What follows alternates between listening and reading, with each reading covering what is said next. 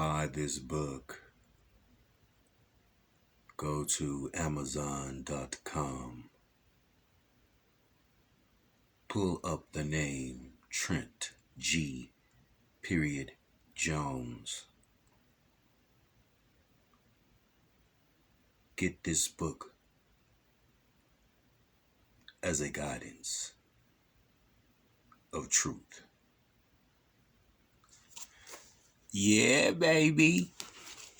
Check this out. How y'all doing today on this beautiful Friday? Hope everybody having a beautiful, blessed day. So y'all, pretty much see that title right there. You are a queen, nothing less. A letter to my daughter, Ari. Ariana Nicole Jones, still love you, baby. Call me if you want to. Call me if you need me. My number on the Facebook. My number everywhere. You can inbox me anything, baby, but you know.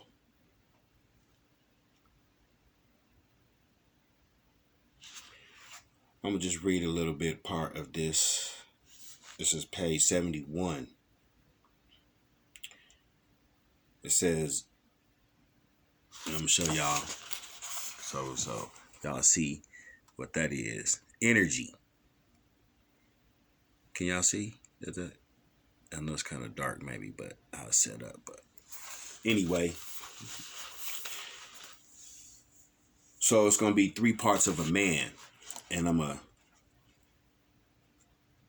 of fact, we're going to start from the beginning so I can give you all 3 of them. And then that'll be it and we'll be finished. Okay? All right, y'all. Check this out. Chapter 4, you have work to do, woman. Build him up. But don't baby a grown-ass man. To build means to construct, erect, frame, raise up with the materials needed to build whatever is being built. A man is made up of essentially 3 parts or 3 levels of functioning. Number 1, plane. This is the first part / level of man. Our plainness is who we are without outside influence or being taught manly ways by other misguided males. Man from the beginning of time was simple and plain. Man was created as a simple creature in the first form of man who was uncomplicated and free from error or sin, anger, desire, need, or pain. His new emotions were still coming to life inside of him. He was learning himself, in which was his only need. He had to look to his creator in order to learn of his newfound existence. Man was happy to need the help of his creator until his emotions started to grow inside of him and he started to feel the need of a companion to be with him, as he saw the animals in the kingdom had mates and he did not. Thus comes forth Eve from his rib. Once man became attached to his wife, he became content with the joys of his woman from his rib and the care of his creator. Life was good. There were 3 things that were common to man. Oh, life was good and they didn't even have no red bottoms. So the first was God, the second was food, the third was the arms of his wife. He had 3 simple things: God, food, and his wife. Boom. Now this is the reason why even in today's times man needs the 3 S words, which are sandwich, sex, and silence. No, I'm just playing. I'm just joking. Seriously, man has no need for unnecessary drama, nor does man want to deal with things that are of no use to him in his life. Man must be understood as a simple-minded creature that only wants to enjoy the world that his creator put here for him to enjoy freely. This is the reason I say to you sisters out there to just say what is on your mind and let your voice be heard by us men. See, if you speak your opinion and you are shunned or shut down by your companion, then you are with the wrong person. Pay attention now. As a creature of habit and simplicity, man is who he is, and that is all he will ever be. Don't try to change a man that is set in his ways, for he will despise you. Instead, stand by his side and support him in whatever he is trying to accomplish in this life. Plain is not easy, but plain is not hard either. Plain is just what it is. Simple. Number 2, concentration. This is the second part level of man. This is sad to say, but men are never fully balanced. We can either focus really hard on one task at a time until that situation is taken care of before we move on to the next problem at hand, or we tend to focus on many things at one time and end up with too much on our plate. We overload ourselves and never give our total attention to one subject. Okay. We might work 12 hours a day because we are just focused on getting a bigger paycheck so that we can start saving money for the future. That is what is on our minds, but to our wives, if we are too tired to have sex, then we're cheating. See, man is not focused on sex right then because the thought process is to make life secure for the future of his family. In order to do that, other parts of his life will suffer, and that is just the way it is. We are more efficient when we only have to deal with the simplest, non-complex way of completing something. As the women of the relationship, it is your job to keep your man focused on you. Talk to him. Stay sexy wearing lingerie or short shorts around the house at all times.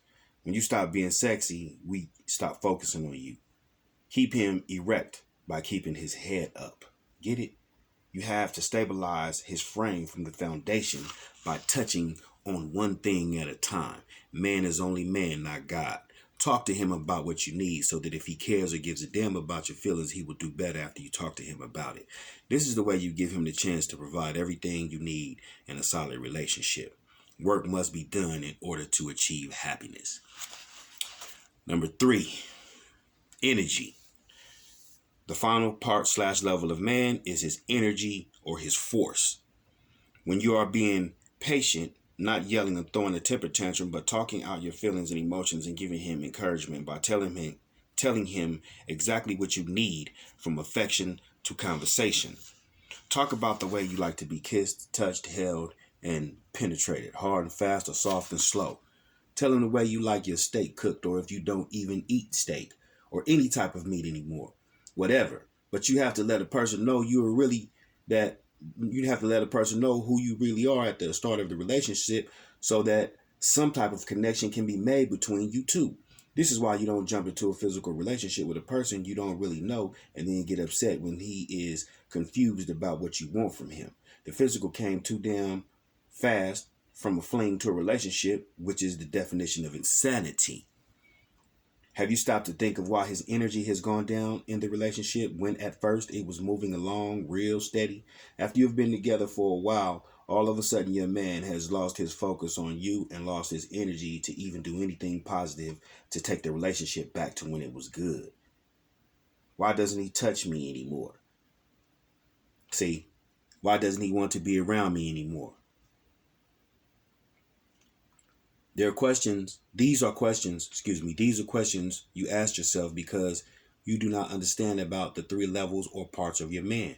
If you jumped into this relationship too fast without getting to know your man as much as you could, then you have to understand that man is a beast in his lowest form and godlike in his highest form.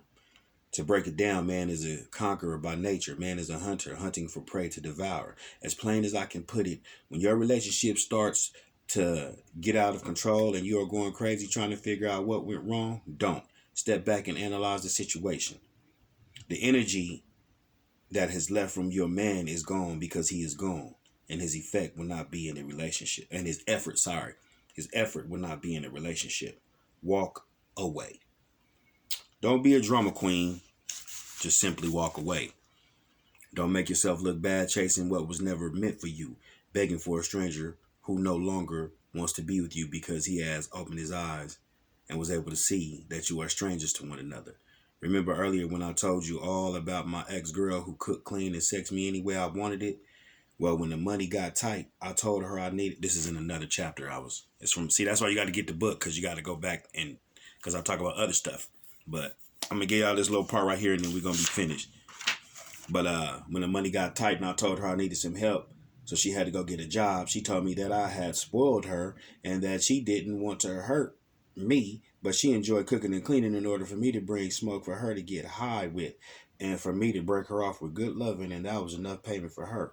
Like a man, I talked to my woman and asked her if she could help me so that I could get out of the game and retire safe and sound from the horrors of the ghetto. She told me that everything would be all right. She had never been a hustler's wife, so she didn't understand the seriousness of the life we were living. That's when I realized that I was with someone I did not know. It was my fault for not making her earn her position. I bought her and her sons clothes, fed them, provided shelter for them, a warm, clean, safe environment, treated him as if he was from my own seed.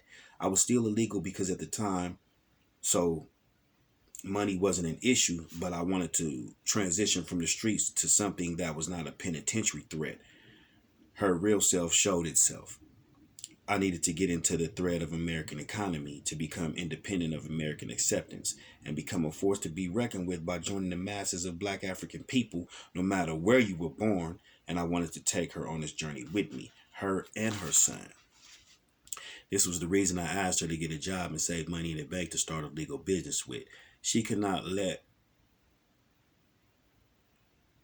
welfare go, nor could she shake her welfare mentality. She was accustomed to getting handouts. I made it worse by spoiling her. I chose her as my woman, even though I recognized the signs of a loose woman with no ambition other than to smoke weed all day long, eat, have sex, then go to sleep. That was my fault for overlooking the danger signs that were from the beginning. So I ain't even gonna give y'all no more. Y'all gotta go buy the book, man. I ain't gonna give y'all no more. Boom. And just in case y'all don't know, you know what I'm saying? Let me make it a little bit closer. Boom.